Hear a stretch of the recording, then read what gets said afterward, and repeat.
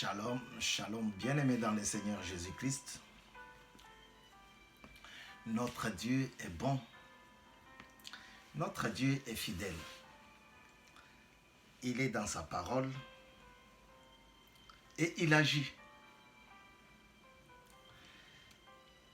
Je me nomme Monsieur Kassongo Badia Bavon. Et pour les intimes, Mukulu, comme sur la chaîne de télévision Mukulu TV. Alors, je reviens encore pour la énième fois vers toi.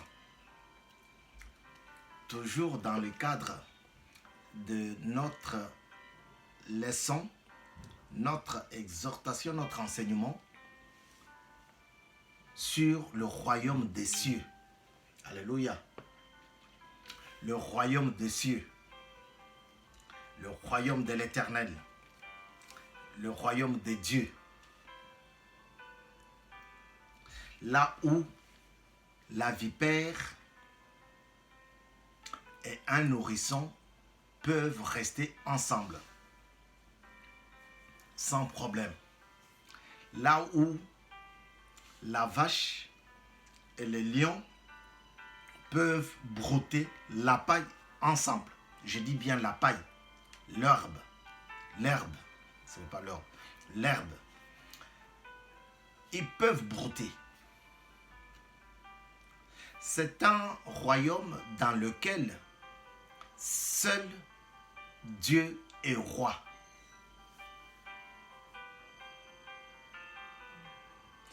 Et dernièrement, notre leçon, notre exhortation de la fois dernière, nous avons vu cette leçon que Jésus lui-même a donnée à ses disciples par rapport à ce royaume. Ses disciples vinrent vers lui, ils lui posèrent la question de savoir, est-ce que dans ce royaume que tu dirigeras, est-ce qu'il y aura des grands et de petits? Et Jésus revient, il prend un petit enfant, il le met au milieu d'eux, il leur montre, celui qui sera comme cet enfant héritera ce royaume. C'est-à-dire, humiliez-vous. C'est ce qu'on avait vu avec Ésaïe 30-31. Humiliez-vous. Ce n'est pas l'orgueilleux, ce n'est pas le costaud, muscleux, non, qui rentrera là-bas, non. Ce n'est pas le plus beau, vous voyez. Même moi, je me suis fait beau parce que je veux paraître beau pendant cette émission. Alors, ce n'est pas le plus beau qui va hériter ce royaume. On avait cité Eliab, David et les autres. Parce que la Bible dit, il était beau. Celui qui était parti là-bas, Isaïe, pour oindre David, Isaïe l'a sorti, c'est Samuel. Isaïe a sorti le plus beau de ses fils. Non, ce n'est pas ça. Mais aujourd'hui, nous allons voir comment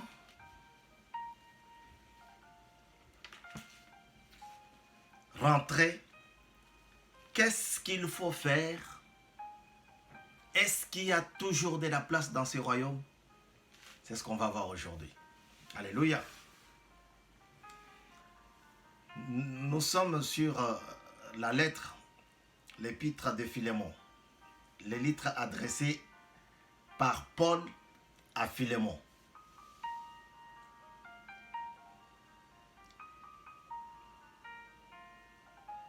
Vous pouvez lire tous les chapitres, mais moi je vais lire quelques versets, parce qu'on n'a pas toujours le temps.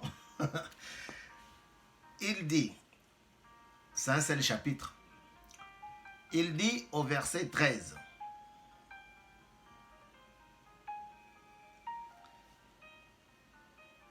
J'aurais désiré le garder près de moi pour qu'il me serve à ta place.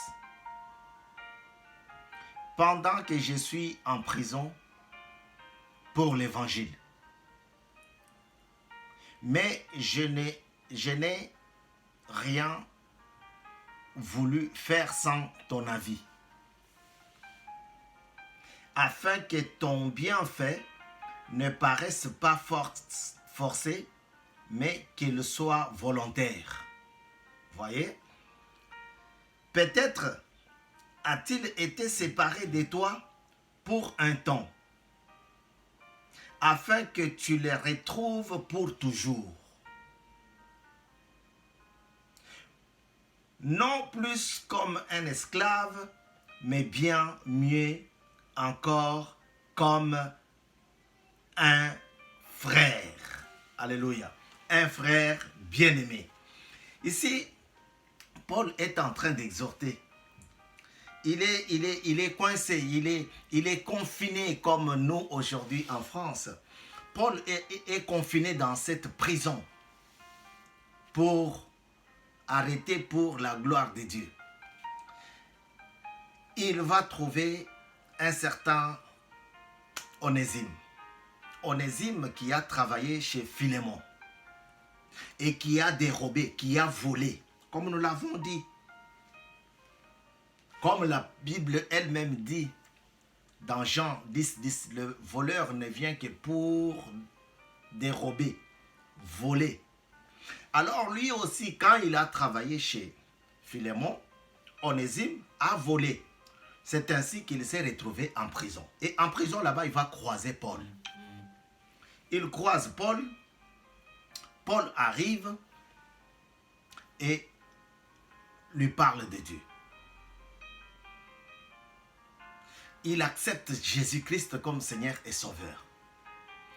Maintenant, après avoir parlé de ce qui lui avait amené en prison, Paul va supplier Philémon, son patron, son ex-patron, son ancien patron. Alléluia. Et là-bas, il demande à Philémon, dans cette lettre, écrite de sa propre main, il dit à Philémon, mon frère Philémon, j'aurais voulu garder Onésime avec moi pour qu'il fasse ce que je pouvais te demander. Pour qu'il continue à prêcher avec moi. Parce que j'ai compris qu'il a changé.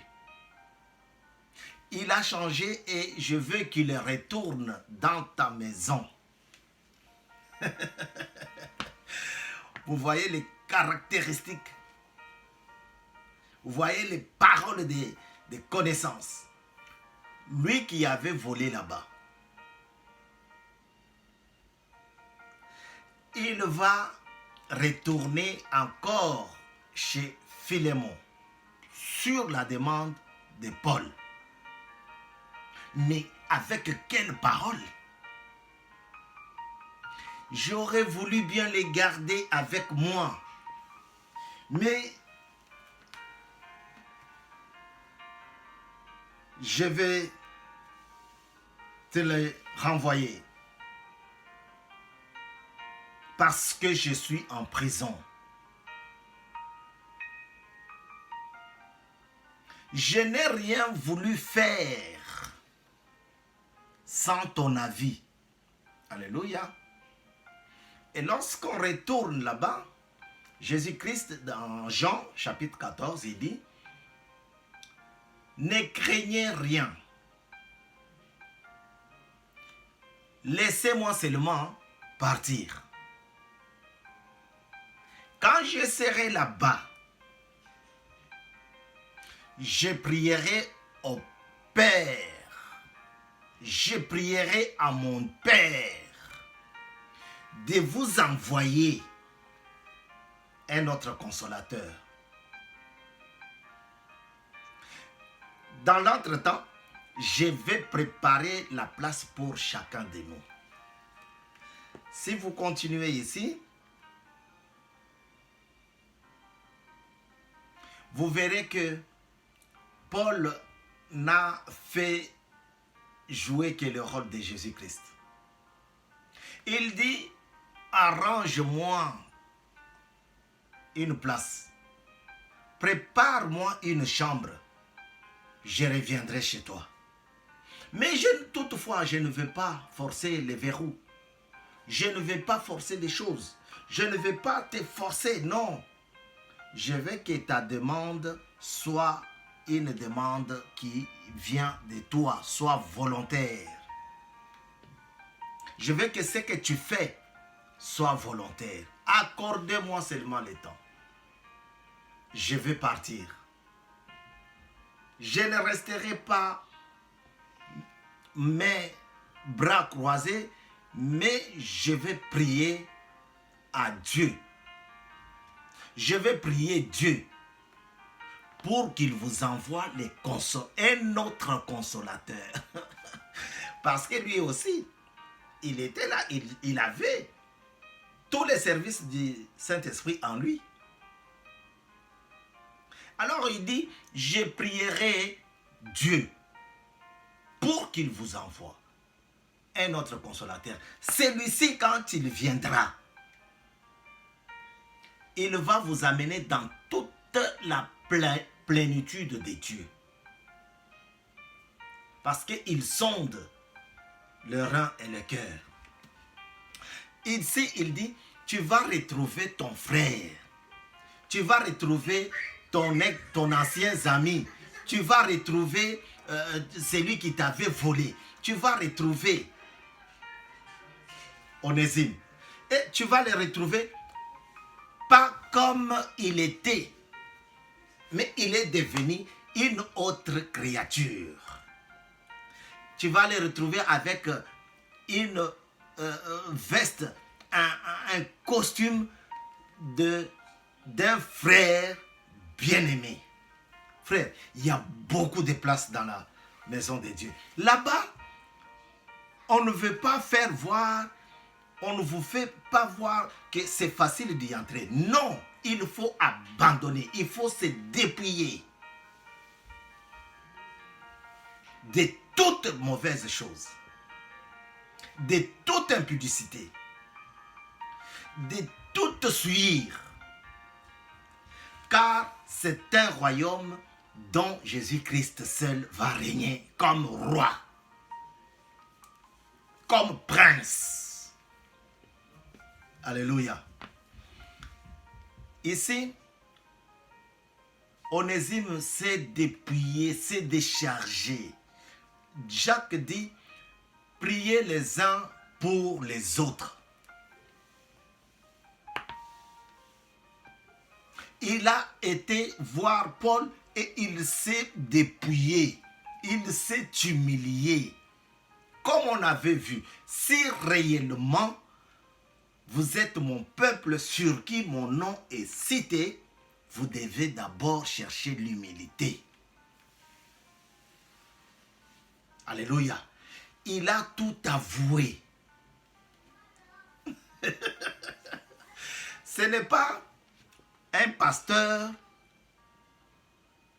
qui va aller chez le moqueur pour avouer. On commence à lui poser des questions. Mais quelle position tu avais pris? Qu'est-ce que tu lui avais dit comme parole? Qu'est-ce que tu lui avais montré comme couteau pour arme pour gagner son avis? Non! C'est le voleur, c'est le brigand, c'est le criminel qui vient ici chez un pasteur. Nous, c'est l'inverse. Les pasteurs vont aller chez les gens qui se disent déjà, moi je suis païen. Je n'ai pas le temps d'aller dans votre maison là. Là où Dieu dit, j'y arrange des places. Il te dit bien que je suis comme ça, je suis païen. Je suis un athée.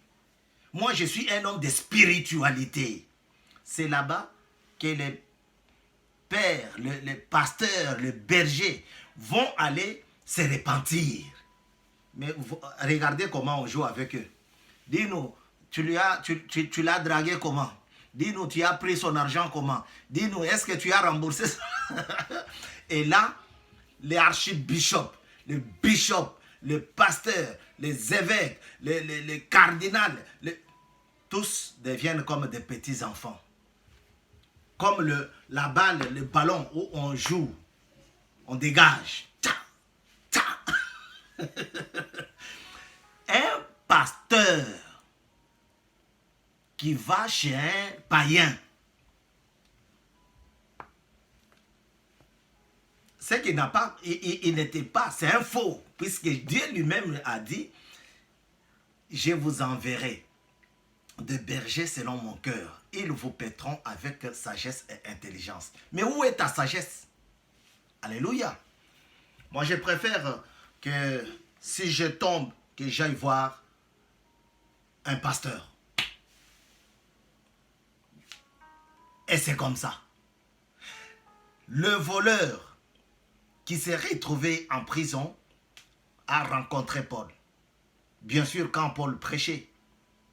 Et là-bas, Paul va jouer la carte des conciliateurs. Il concilie ces deux personnes. Pourquoi? Parce qu'il sait que dans sa maison, il y a toujours une place. Il y aura toujours une place. Et pour lui, le voleur, et pour moi, le voleur repenti. Le pécheur repenti. Alléluia. Et il va prendre ces garçons, il va le renvoyer chez son patron. Il dit au patron, tu vas certainement le voir, tu vas certainement l'embrasser, le retrouver, mais tu vas le retrouver comme un frère bien-aimé. Dieu paye toujours très bien. Si tu viens à lui, si tu t'accroches à lui, à ses commandements, si tu t'accroches à sa parole, il te payera. Très bien. Alléluia. Dieu dit dans Ésaïe 55, venez boire, venez manger, sans acheter, sans payer. Pourquoi? Parce que j'ai beaucoup de réserves. J'ai beaucoup de nourriture à donner à mon peuple. Bien-aimés dans le Seigneur, Dieu est pour nous un papa. Il ne peut pas nous donner une pierre à la place d'un pain. Mukulu TV, vous êtes en train de suivre cette émission, Le Parfum de Bonne Odeur, sur notre chaîne de télévision Mukulu TV. Veuillez vous abonner. Veuillez. Dans la maison de l'Éternel, on ne nous exige personne. On lui demande. Je veux que ta réponse soit volontaire. Philémon, ce que tu as fait, tu l'as bien mis en prison. Mais il a croisé la parole excellente. La parole qui vivifie. La parole de Dieu. Dans la maison de l'Éternel, on n'a pas vu qu'il y aura des querelles ou des faux témoignages. Exode 20, verset 16. Faire un faux témoignage sur quelqu'un. Ah, il m'a tapé. Or que ce n'était pas ça. Il m'a fait ceci. Or que ce n'était pas ça. Donc, un faux témoignage. Les gens nous appellent. On va, parce que nous sommes en direct. Donc, un faux témoignage, il n'y aura pas dans le royaume de Dieu. Alléluia. L'Éternel est mon berger. Je ne manquerai de rien. Frère, tu veux participer, tu veux être dans le sanctuaire, tu veux rentrer dans le sanctuaire de Dieu, commence déjà à adorer l'Éternel. Change parce qu'il y a de la place. Il y a de la place pour tout le monde. Mais pour y entrer, il faut être comme un petit enfant. Il faut s'humilier. Il faut arrêter la sorcellerie. Il faut arrêter la jalousie. Il faut arrêter la calomnie, les faux témoignages. Il faut arrêter l'impudicité. Il faut. La liste est longue. Il faut arrêter. Si tu n'arrêtes pas, les jours reviendra le Seigneur, tu vas louper la barque. Que l'Éternel soit un papa pour toi, afin de t'envoyer des choses qui vont t'aider à sortir ce que tu caches, ce que tu dissimules. La vie dans la maison de l'Éternel, ça sera une vie paisible. Les lions et la vache brouteront. La vipère et les nourrissons resteront ensemble. Le loup et l'agneau seront ensemble. Voilà le salaire que Dieu nous donne. Pour ceux qui veulent participer dans sa maison, il y a un bon salaire. Il dit, Colossiens chapitre 3. Colossiens. Une autre lettre de Paul. Parce qu'il était mauvais. Et il avait changé. Il comprend les degrés de la personne qui reste encore dans le fétiche, dans les esprits, dans les esprits mauvais. Bref, il comprend les degrés de la souffrance que cette personne aura. Voilà pourquoi il dit aux Colossiens, la vie nouvelle en Christ. Alléluia. Verset 1er, il dit, je lis au nom du Seigneur, si donc vous êtes ressuscités avec Christ, recherchez les choses d'en haut, où Christ est assis à la droite de Dieu. Recherchez d'abord les choses du royaume de Dieu. Là-bas où Christ est assis à la droite de Dieu. Attachez-vous aux réalités d'en haut. Attachez-vous aux réalités du royaume de Dieu. Et non à celles qui sont sur le royaume terrestre, sur la terre. En effet, vous avez connu la mort et votre vie est cachée avec Christ en Dieu. Alléluia. Si réellement, si tu as accepté Jésus comme ton Seigneur et ton Sauveur personnel, attache-toi maintenant aux choses de son royaume. Alléluia. Mukulu TV vous remercie de votre temps et surtout vous prie de faire votre abonnement au cas où vous ne l'avez pas encore fait. Nous sommes là et nous allons encore revenir si Dieu nous met quelque chose à cœur pour ton salut. Sois béni mon frère.